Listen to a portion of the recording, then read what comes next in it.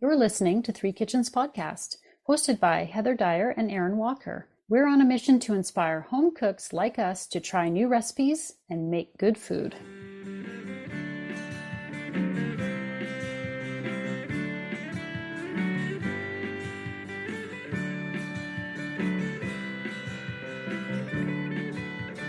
Hello. Welcome to Three Kitchens Podcast. Hello. Here we are. I am your host, Heather, and there over on my screen is Aaron. Hey. Hi. So recently, my son had a birthday, and I'm sure everyone out there who celebrates, especially kids' birthdays, the cake is kind of important because it's like the celebratory, the showpiece, I guess, of like the little birthday celebration, even if it's just your immediate family. Everyone's excited for the cake. Yeah. Why? Everyone is always like, "Ooh, what does the cake look like? Ooh, did you make the cake? Ooh, cake." And it's like, haven't I already done enough? Yeah, like how many times do we have to do, like until what age? Although I still end up making cake for my husband too. I'm like, and that's what I did. I also made a cake for Father's Day because yours was very cool. We had some fun making some cakes. We've been making a lot of cakes in our house. I don't know. There's like cake overload right now. Yeah, I have to say I haven't been making all the cakes like you have, but I'm kind of sick of cake. And maybe it was just from this one cake. I'm like, when people ask the question, cake or pie? I am not as big a fan of cake. I would much rather have pie if that was my option. I like cake, but it's not like my favorite dessert. There's so many better things. So when I have to make the cake, I like to keep it simple, but birthday cakes are never just a simple cake. And what I've really learned about myself, especially since having kids and having to make all these cakes twice a year for children. Stinking cakes. I don't have a single skill for decorating cakes. I find it very difficult. I mean, there's a reason people don't like just slap together their own wedding cakes because you want it to look really beautiful, right? Oh, there's a discussion we should start having. The good prairie old school matrimonial cake recipes. I think it's fruitcake, and you used to then take your piece home from the wedding and you put it under your pillow. This is part of it I do not know. Here's the tradition: sleeping with a piece of cake under the pillow. Okay. It is thought that a person sleeping with a piece of wedding cake under her pillow will dream of her future partner that night. This custom dates back almost 300 years and is often practically combined with wedding favors being tiny, perfect replicas of the wedding cake. Does this also mean that the person ends up with an infestation of mice in their straw mattress? I'm trying to think back to when this is like originating, and I'm like, in the horsehair really mattress? Impractical shit. Yeah, they didn't have like cellophane to like wrap it up. No, exactly. Like it was probably in cloth or something, squished under their pillow. But if it was a fruitcake, like I'm thinking that traditional sort of, it didn't have any icing and it was probably hard as a rock. You know what? Since we're so sick of cake, why don't you wait and make it for our Three Kitchens anniversary? There we go. April. That sounds like a timeline I can handle. I like a cake I don't really like that layered cake, birthday cake style of cake. I mean, I like a crumble cake, like the plum cake that I made earlier with my grandma, or a coffee cake. Yeah, like there's a wide variety of cakes, even a short cake. I like or a pound cake. Or a pound cake. There are so many cakes, and this specific type of birthday layered, iced, decorated cake thing is not really in my wheelhouse. Me either. And yet, here we are. We're doing an episode. I have to say, there have been a few cakes in the past that I think turned out okay. Again, layer cake, not my favorite, but some of them looked kind of cute. I think I managed to pull it off a couple of times. I did one of those ones where when one of my kids was little, where you put like a toy dump truck on the top, and then you kind of like pull part of the cake away to look like the truck kind of excavated the cake. And I did one with like an upside down ice cream on the top that looked like it was sort of melting over the cake, and like that kind of thing. And some of them turned out kind of cute. But again, you still have this layer cake, all the icing. Yeah. And nobody really wants all that icing. The icing's a lot, especially if you're not like a well-seasoned baker, because that icing is kind of what's holding together to make it look a certain way. So we're going to talk about a layer cake that I made for a birthday. Go check out what it looked like. My son is into robotics. And so, Erin, you gave me, when I was like, oh no, I have to do a birthday cake, you were like, well, how about something robotics? Because he's into that. And I was like, oh, great idea. That's the theme of the cake. And he requested red velvet cake, which was something I'd never made from scratch. Have you? Nope, haven't tried that one yet. Okay, so for anyone who's not familiar, red velvet is a very light chocolate cake. So it's chocolate, but with very little cocoa. And then you use red food coloring to make the cake look some degree of red color. So I guess if you were not to put the red dye into it, it would just look like a very pale chocolate cake.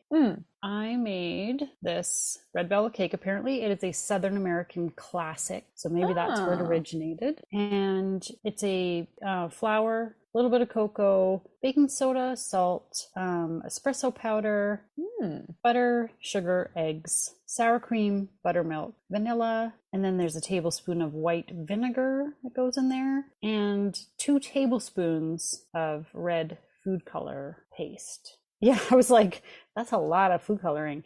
And I had gel instead of paste, and I don't know if that makes a difference or if those things are this. Good questions. I kind of did the thing where I put in a tablespoon. I thought, that is like a lot. And I mixed it up and I thought, meh, looks red enough to me. So I didn't fuss too much about it. And it probably could have been a brighter red color in the end, but I mean, who cares? It still looked red. Red enough. And really, that doesn't add anything. It's just the color to it. That's what makes it a red velvet cake. It doesn't add anything to the cake itself. Yeah. It's a bit of a funny recipe, right? Because I was going to say, how did this come about? Like, I really wonder how this came about. Like, did somebody drop their red food coloring into their cake? And then they were like, oh, yes, this is a red velvet cake. Yeah, and I don't have very much cocoa, so we're just going to put a little in there. And then let's add the red color to make it look good. This totally sounds like a MacGyvered recipe.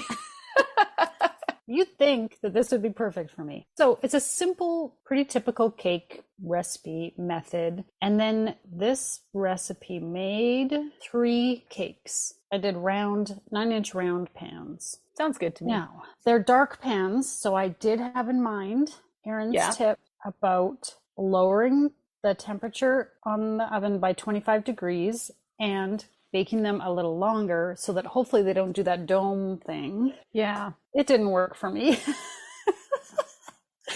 I don't know what. I have no idea how you make a cake not domed. Yeah, good question.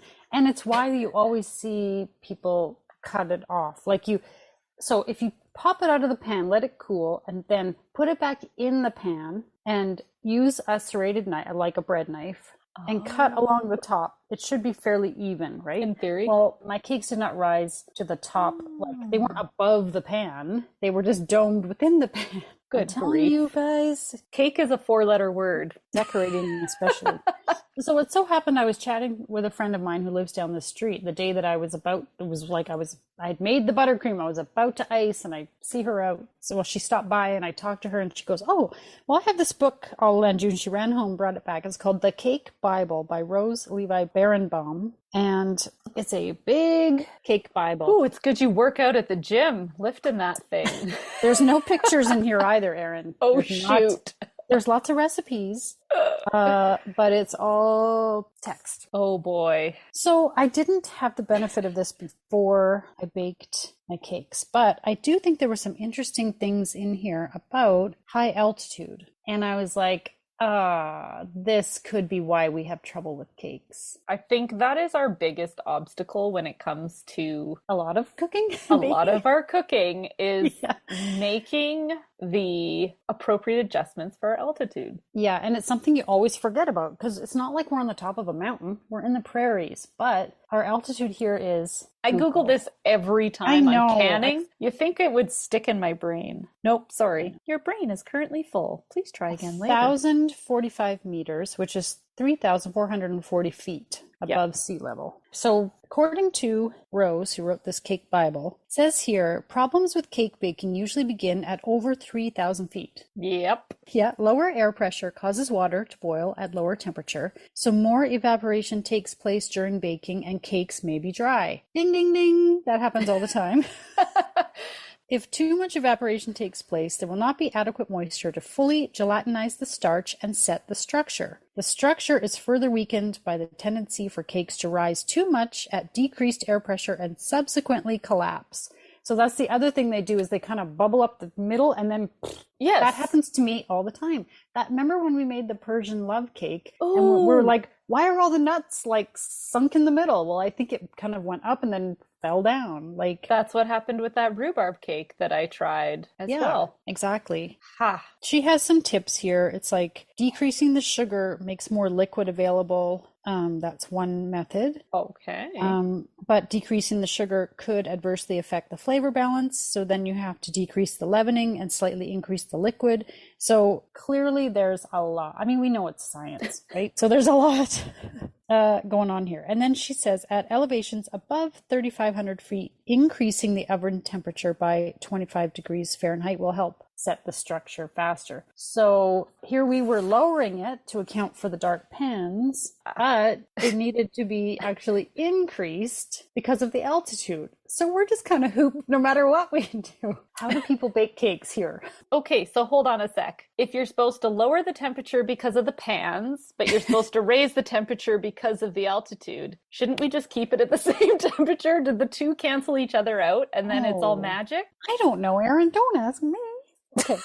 Oh, dang. Okay, we did talk about fondant before I started this. You and I talked about it because you used it for your hamburger cake. Yeah, I'm not sure where I came across this, but I saw somebody make a cake that looked like a hamburger. And my husband, he's the burger master in our house. And we've also been watching Is It Cake on Netflix. I love those shows.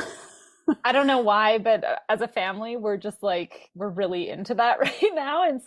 And you try to pick which one is the cake. Yeah. They make these hyper realistic cakes, and my kids were like, we should make a hyper realistic cake. And I was like, no, but how about we try making like something a little different for Father's Day? Because we thought it would be a fun activity to do. So I made a burger cake, and it was just a basic vanilla cake. And I added cocoa powder to part of the batter just to make the burger part so it looked brown. And then I kept the other two cakes just vanilla so that they could be iced and look like the bun. And then I used fondant to make the lettuce and the cheese that went on the cake to look like a burger. It looked really good. It turned out really good. I've never made one of these cakes before, and I was like, ooh, this isn't going to be like a hashtag fail.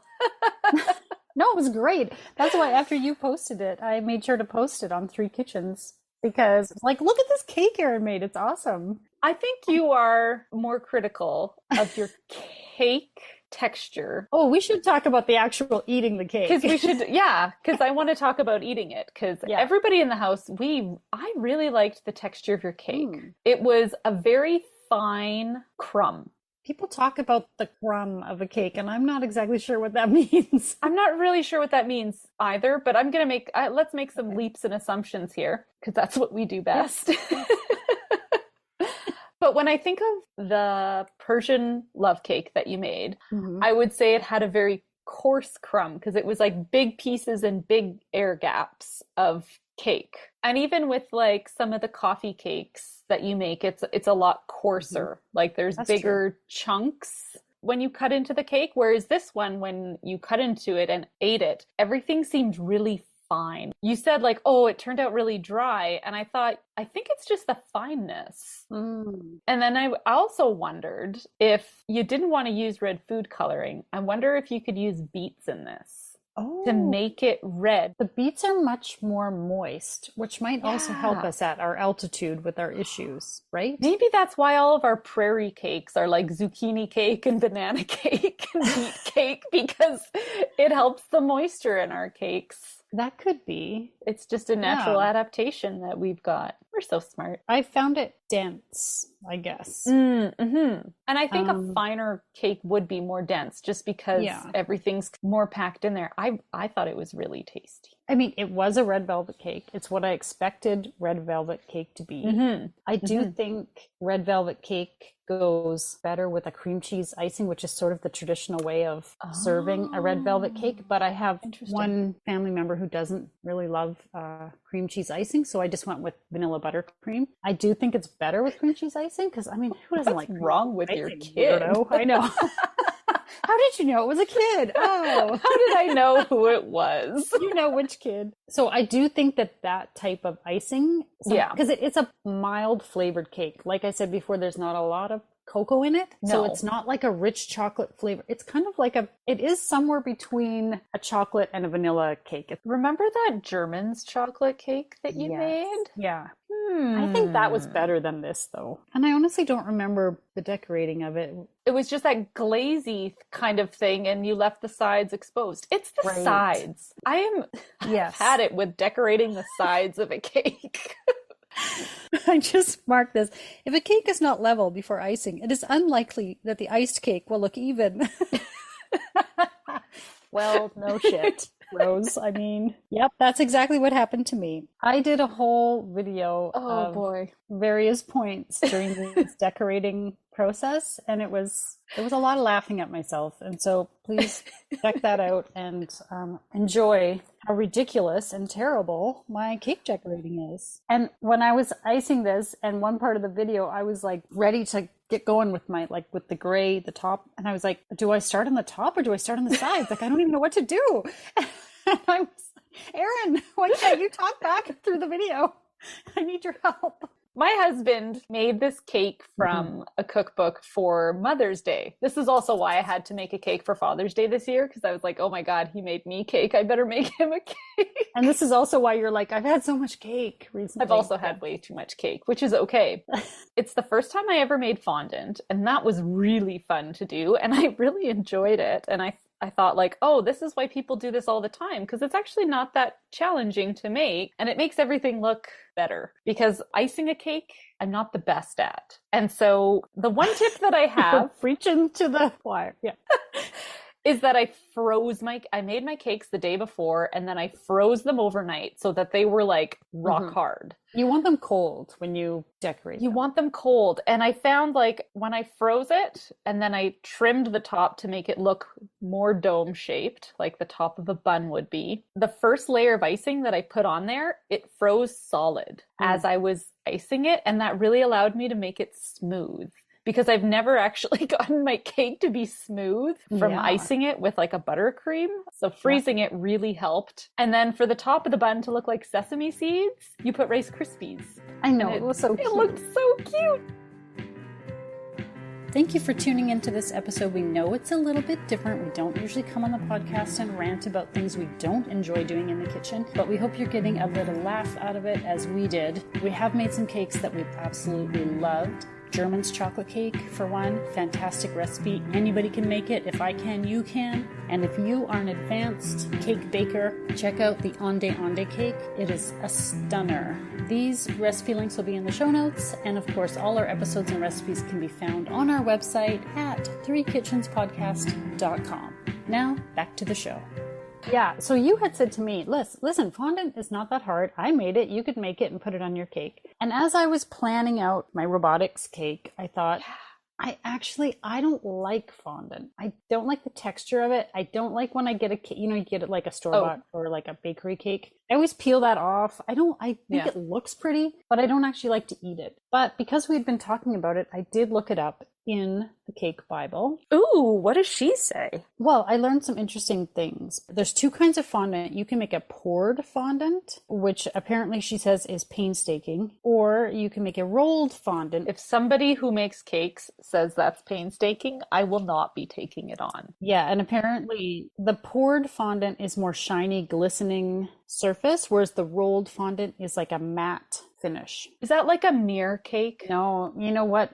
Is that even differenter? That's even differenter because I looked that up one time because I thought, oh, it looks so cool, those mirror glazed cakes. But it's so much cream in that, however they make the glaze, that I was like, I can't eat it, so I'm not going to make it. But what I learned about fondant is that a rolled fondant seals in the freshness of a cake for several days. And it also makes, like you said, you can make shapes and things out of it, which is cool as well. But it was used originally. It originated in England, where it was used to cover fruitcakes to keep them fresh. Oh. And she also says it's traditional for even a home cook to wear only white when preparing fondant because just a fleck of lint can cause an off color. Did you wear white? Do you think I own anything white since I had kids? Who wears white in the kitchen? That's what I'd like to know. Anyway, I thought that was interesting that it was developed as a way of preserving the cake. So if you do cover a cake in fondant, you can keep it longer. And I would imagine that's often why bakery cakes are done that way. So like a wedding cake. Then it's fresh. While it takes longer to decorate and prepare and deliver and all that, Yeah, I thought that was kind of interesting. Well, the fondant that I made was made with a package of mini marshmallows, water, powdered sugar. Okay. What Rose has in her recipe is a white shortening, especially if you want it to stay white. So melted the marshmallows with water on the stove until kind of like making a Rice Krispie square. And then you pour in your powdered sugar and you just keep mixing until it finally becomes dough-like. And then that vegetable shortening, I didn't use vegetable shortening. I used sunflower oil because it was really just to keep it from sticking when you rolled it out. Yeah, marshmallow is so sticky. Marshmallow is so sticky. And so like you kind of have to get it to this point where you can work with it without it sticking to you. And it was the oil that did that. Cool. So I'll post up the recipe that I used and a picture of the cake. Yeah, that one's fun. I decided to just do buttercream on my red velvet birthday cake.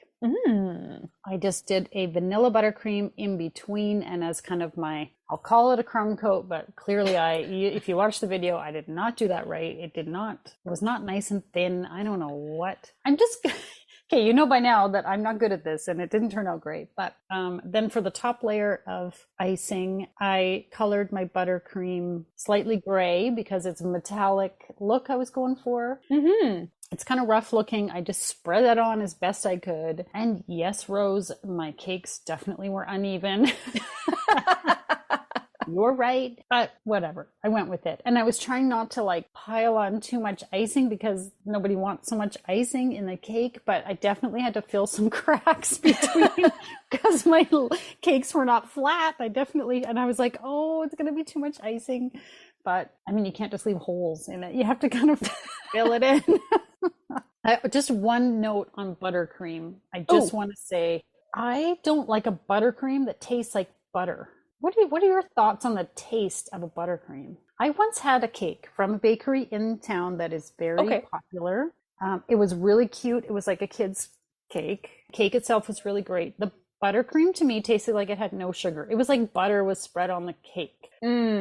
That's not my favorite. I'm right with you. I kind of feel like when you bite into a buttercream, like if I took a scoop of it, because I would never do that, just by itself, I should be able to crunch the sugar in my teeth a bit. Like it should be. It's meant to be. I like it like that. Yeah. Right? I know. And I feel like I tried not to go overly sweet with the buttercream on this cake just because I know my family leans a little more toward less sweet and they would just scrape it all off. Just like, what's the point then? Yeah. But there is a fine balance. And I would love, as you said, for someone who's really good at this to tell us what is that perfect balance between a bite that tastes like a mouthful of butter and too sweet that hurts your teeth, Yeah. And sometimes the flavor is not that good because the icing, it just tastes like icing sugar. Like there's no other flavor in it. And I don't know why. Yeah. Yeah. I think it's a tricky thing. I liked the buttercream that I ended up with on the cake that I made. And it had butter, icing, sugar, whipped cream, vanilla, and a bit of salt. Oh, And I've whipped cream. never made a buttercream that I haven't seen a buttercream recipe that had whipping cream in it. And it was only 2 tablespoons. I don't know what that would do in dairy adverse land. Yeah. I felt like it made the buttercream like a better, I was really happy with that buttercream. It had a better balance for me between the butter and the cream. Because yeah, I don't like a super greasy butter. Yeah, like Like it's you don't want it weird. to be a mouthful of butter. As much as I love butter, that's not what I'm going for. The Yeah. one that I made had a bit of cream in Mm, it as well, and vanilla. yeah, And I think the cream does help with the texture, kind I of think smoothing it so. out. Yeah. And maybe I didn't have quite enough to get that real nice smooth spreading. I think it also has to do with temperature. It's, hot in the house, the cake is cold. There's so many variables. Like that's just makes it tricky for people who don't have Yeah. education or experience baking Yeah. these things. Okay, and the other thing I did to decorate this is I made sugar cookies, which I'm far more comfortable with, and those were so much easier. Like we should have just had cookies for birthday. Can we put a candle in a cookie? Because it would have Yeah. been so much easier. You make the best sugar cookies. Can I just Sugar say? cookies are so easy. But your Like sugar cookies and you do like a nice dipped glaze on them. I think I had posted it with some Easter little chick cookies that I'd made. Those were cute. But it's just a basic sugar cookie, like a cutout sugar cookie. But it's from a book that's designed for parents to cook with their kids. So it's something Oh, easy. okay. These are easy recipes that kids can follow, Right. which sign me up. Easier the better. It really is about finding the right recipe and then doing it well. So take the pat on the back. Okay, thank you. Thank you for that. And so to make these cookies, I wanted them in the shapes of gears. I had to kind of make it myself. So Oh, you made those? I did. So I had flowers and I had snowflakes and I had just circles. And so I kind of used those. Anyway, if you see in the picture, you'll see that I just kind of made it up. I think it worked out really good. I think they turned out okay. I really liked that. And so I just put them on the side of the cake, a few of them. Mm-hmm. That was my cake adventure. Oh my good Lord. Honestly, and I think there's a trick because it's ridiculous because I love watching other people ice cakes and decorate They cakes. make it look so... I look at it and I'm like, I can do that. Yeah, that's the problem. I hate those people. I know. I've had it with They those. make me think I could do something that I clearly cannot. But I think there's something about the texture of the icing has to be perfect so that it actually, because it looks like it smooths on so nice. And I felt like I was like really trying to plaster my icing on there. Like maybe my icing wasn't smooth enough or the temperature wasn't quite right, or I don't know. It seems like it's a real tricky thing. It's a fine-tuned art. And those people who make it look so easy have probably had their share of ugly robot cakes or whatever in their past too. So, they just kept with it. I will not be making this my new hobby. Do you think they buy their kids birthday cakes because they're like, I've done this already all week. I'm just buying you a cake. It's like the shoemaker's kids. Exactly. Right? Yeah, exactly. Possibly. That's what I like to tell myself. Maybe somebody knows something more about baking and wants to share it with us. We need to have a professional cake decorator come on and give us some tips for us home bakers who don't know shit about decorating cakes. And how can we do something simple to make a nice cake at home? Yeah. Simple tips for making nice Is there such cakes. a thing? I don't know. Yeah, if you have a good, at-home, pretty cake, please tell us about it. Clearly, we're in need. Help us out without having to read a cake Bible. I mean, there's some interesting stuff in here, but Can you give me the Coles Notes version when you're done, Heather? I'll do my best. Lots of people are good at it. Mm-hmm. Just not us. No, We're good at other things. I'm not exactly sure what I'm good at. you know what? Just because it doesn't look pretty doesn't mean it doesn't taste great. Cake is a 4-letter word. Cake is. Beep. And now for the fine print. Join us over on the socials: Facebook, Instagram, YouTube, and on our website at threekitchenspodcast.com. Remember, when you like, follow, subscribe, and leave us a review, it helps more people find us. Thank you so much for listening. Go buy a cake, everybody. Go support your local bakery. That's right.